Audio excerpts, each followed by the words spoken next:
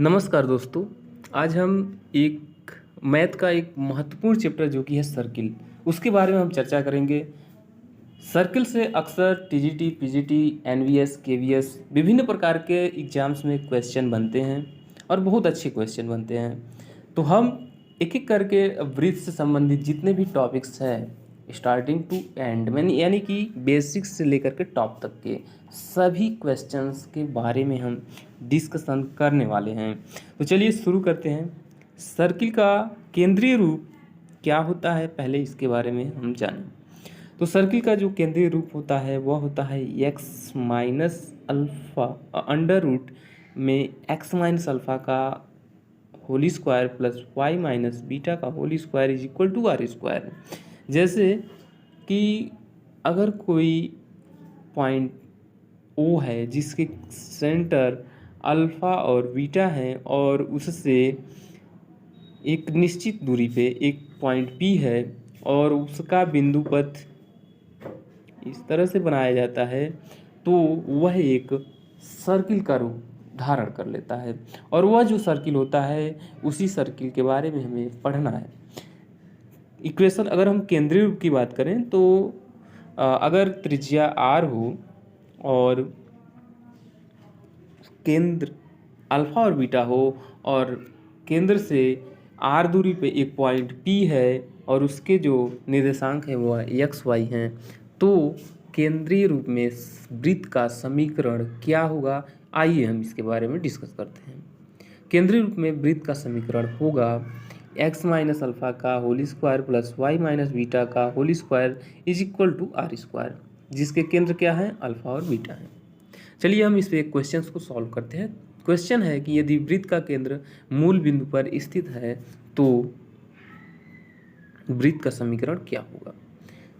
जैसे कि कोई वृत्त है जिसके केंद्र मूल बिंदु है, यानी कि जिसके निर्देशांक जो है मूल बिंदु हैं और आर उसकी क्या है, त्रिज्या है। अगर आर उसकी त्रिज्या है और केंद्र उसका 0 0 है तो वृत्त का समीकरण क्या होगा। तो जो केंद्रीय रूप में वृत्त का समीकरण होता है एक्स माइनस अल्फ़ा का square plus Y minus beta का square is equal to R square में हम क्या करेंगे कि अल्फ़ा और बीटा के जगह पे 0 0 पुट कर देते हैं तो हमें क्या मिलेगा। तो देखिए यहाँ पे x minus zero plus Y X minus zero का square plus Y minus zero का square is equal to R square किया गया है और यहाँ से हमें वैल्यू मिला है X square plus Y square is equal to में आर स्क्वायर। यहाँ त्रिज्या आर तथा केंद्र क्या है, 0 0 है। इसी पे आधारित एक और क्वेश्चन है जैसे कि यहाँ दिया हुआ है यदि वृत्त का समीकरण X square plus Y square is equal to 8 हो तो वृत्त की त्रिज्या क्या होगी।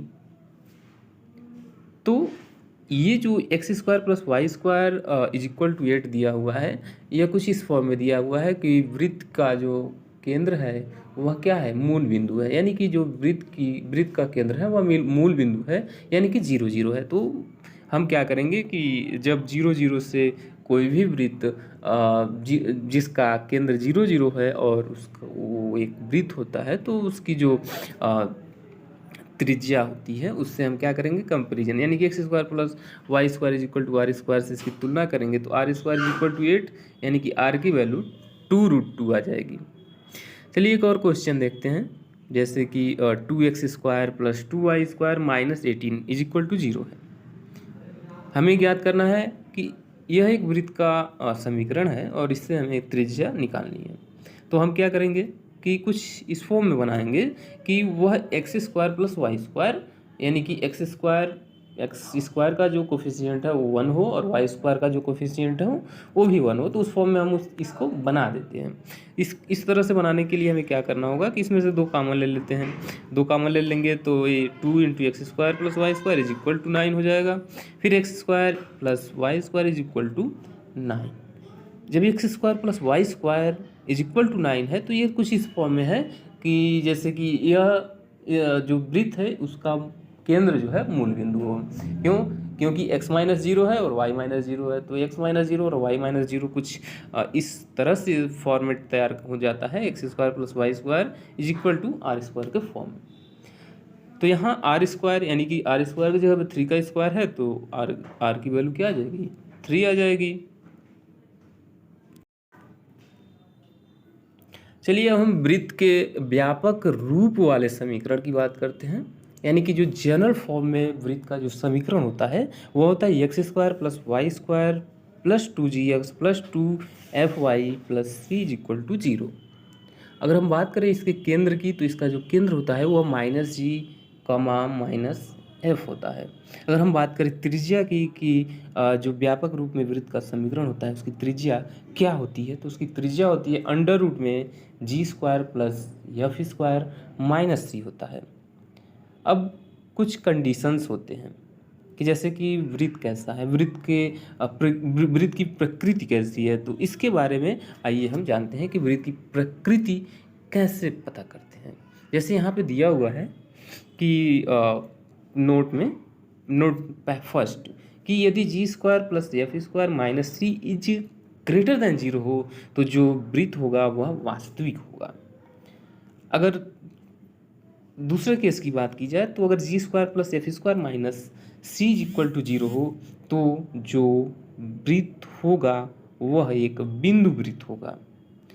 अगर G square plus F square minus C is less than 0 हो तो वह वृत्त एक काल्पनिक होगा, यानी कि वह काल्पनिक वृत्त होगा। चलिए कुछ क्वेश्चंस इस व्यापक रूप वाले समीकरण से कुछ क्वेश्चंस को सॉल्व करते हैं। क्वेश्चन फर्स्ट दिया हुआ है कि उस वृत्त का समीकरण ज्ञात कीजिए जिसके केंद्र के निर्देशांक -2, 3 तथा त्रिज्या 3 कड़ी में 2 हो। तो देखते हैं, हमें तो पता है कि वृत्त का जो समीकरण होता है केंद्रीय रूप में वह x माइनस अल्फा का whole square plus y minus beta का whole square is equal to R square.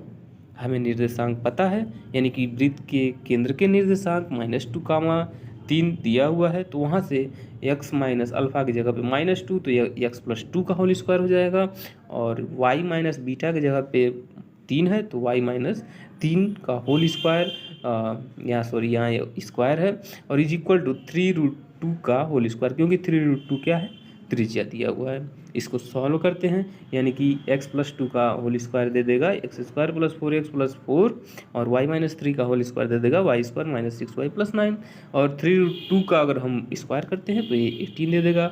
इस प्रकार से इसको हम अरेंज करते हैं तो X square plus Y square plus 4x minus 6y minus 5 is equal to में 0, ये हमारा आंसर हो जाएगा।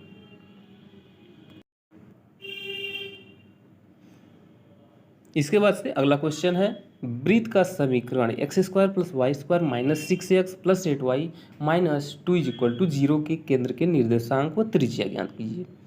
तो ये बहुत ही सिंपल है। क्योंकि यहाँ ये इक्वेशन दिया हुआ है X square plus Y square minus 6x plus 8y minus 2 is equal to 0, और वृत्त का जो व्यापक समीकरण होता है हमको पता है कि वह होता है X square plus Y square minus X square plus Y square plus 2gx plus 2fy plus C is equal to 0। तो हम इसको उससे कंपेरिजन कर लेंगे, तो यहाँ पे 2g के जगह पे क्या दिया है -6, तो g की वैल्यू क्या आ जाएगी -3, और 2f की जगह पे क्या दिया है 8 दिया है, तो f की वैल्यू क्या आ जाएगी 4। केंद्र क्या होता है हमें पता है कि -g माइनस f होता है, तो g की वैल्यू -3 आई थी, ऑलरेडी हम केंद्र के लिए माइनस लेते हैं तो माइनस माइनस प्लस, यानी कि -3, और जो f का मान होगा अगर हम -f लेंगे तो f की वैल्यू 4 आई ही है, तो ये हो जाएगा -4, यानी कि जो केंद्र इस वृत्त का जो केंद्र होगा वो 3, -4 होगा। त्रिज्या अगर निकालनी हो तो त्रिज्या r is equal to under root G square plus F square minus 3 से जी स्क्वायर, यानी कि अंडर रूट में जी स्क्वायर की जगह पे 9, एफ स्क्वायर -4 का स्क्वायर 16, और सी की जगह पे -2 है, तो ऑलरेडी यहाँ पे माइनस और माइनस प्लस 2 हो जाएगा। इसको सॉल्व करते हैं, तो इसको सॉल्व करेंगे तो 16 × 25 और 2 27, यानी कि अंडर रूट 27, इसकी वैल्यू 3√3 दे देगा।